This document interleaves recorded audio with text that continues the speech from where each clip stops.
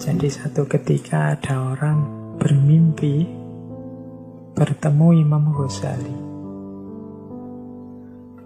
Orang ini terus bertanya pada Imam Ghazali, "Wahai Imam, sampean dapat balasan apa? Apa yang Allah lakukan atas Anda?" Ini karena Imam Ghazali ini kan manusia yang luar biasa, dapat gelar Hujjatul Islam, manfaat karyanya tidak henti-henti sampai sekarang, memberi manfaat pada orang lain. Menurut logika kita itu pasti beliau ini sudah mendapat tempat terbaik di sisi Allah. Terus makanya orang yang dalam mimpi bertemu beliau ini tanya seperti itu.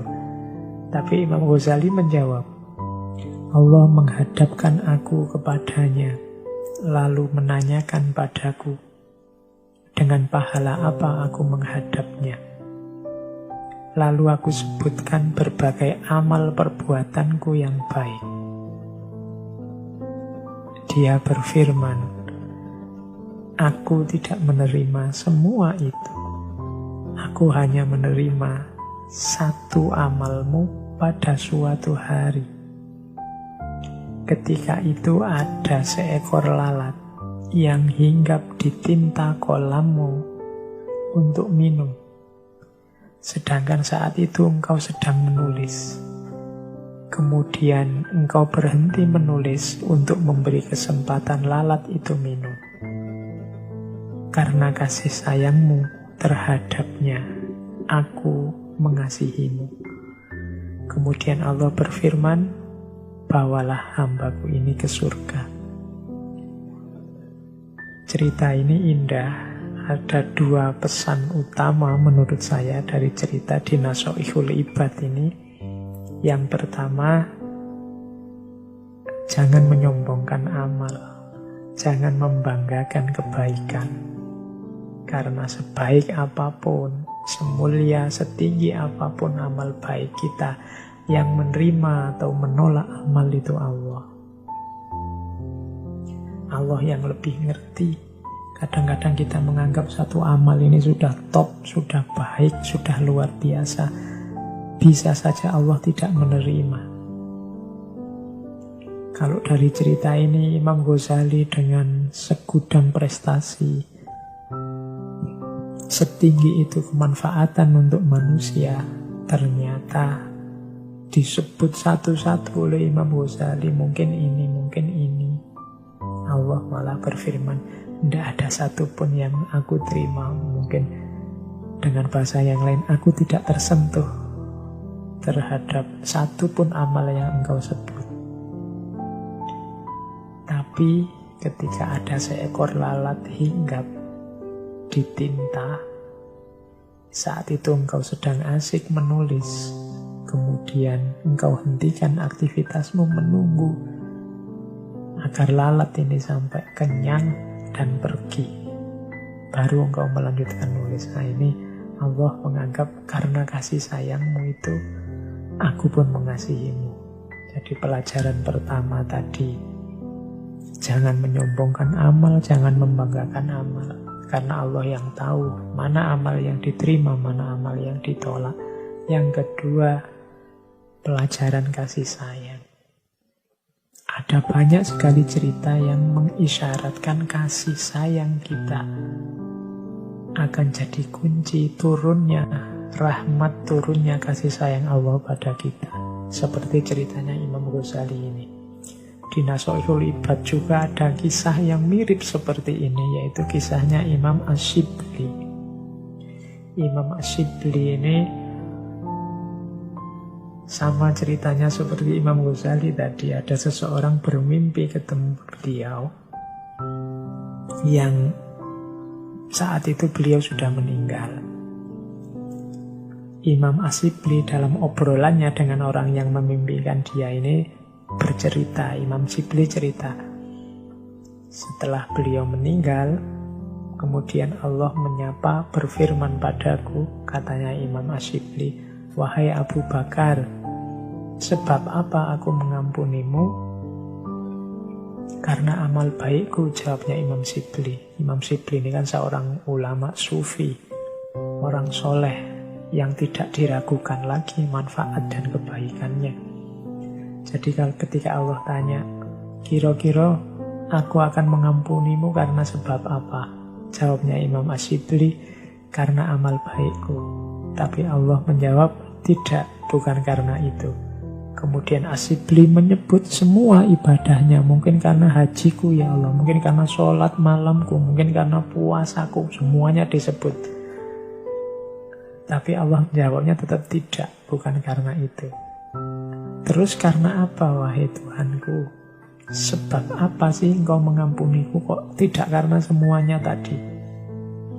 Ingatkah kamu, kata Allah, saat kamu berjalan di jalan kampung di daerah Baghdad, engkau dapati seekor anak kucing kecil. Anak kucing itu sangat lemah karena kedinginan sampai menggigil. Engkau ambil anak kucing itu karena kasihan. Lalu untuk menjaganya, engkau masukkan anak kucing itu ke dalam kantong yang engkau bawa. Iya, hamba ingat.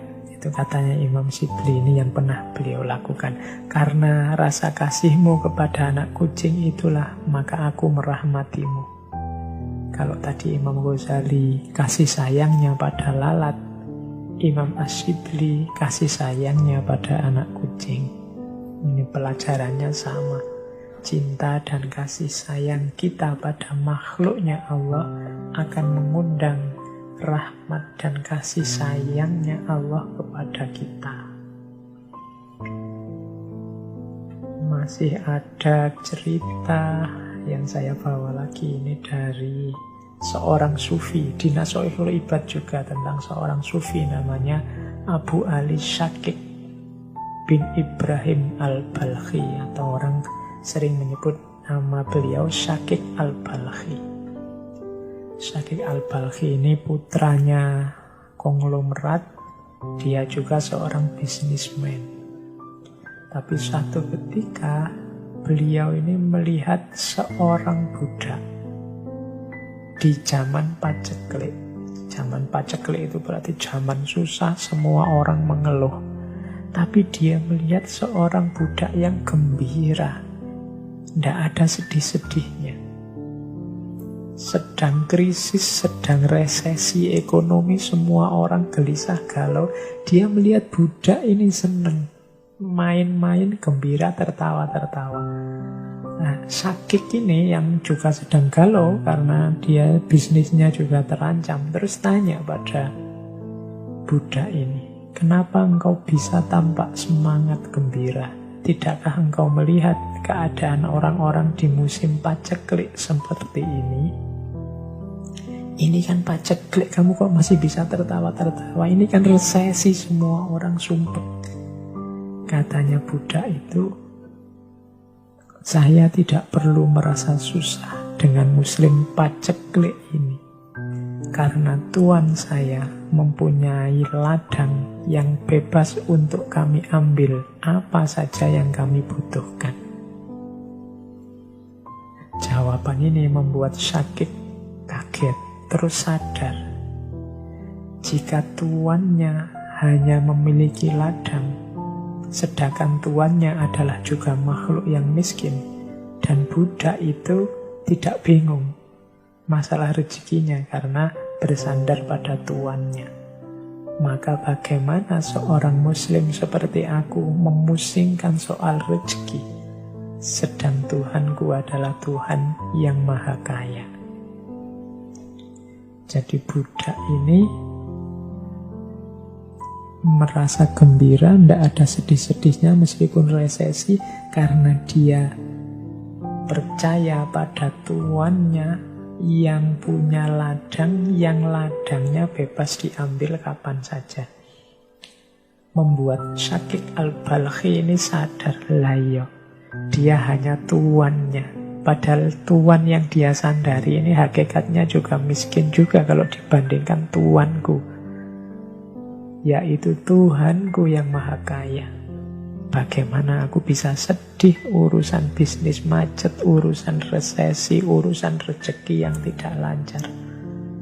Bukankah Tuhanku, Tuhan kita, Maha Kaya? Kita bersandar pada Tuhan yang Maha Kaya, yang membebaskan kita mengambil apa saja yang kita butuhkan di muka bumi ini.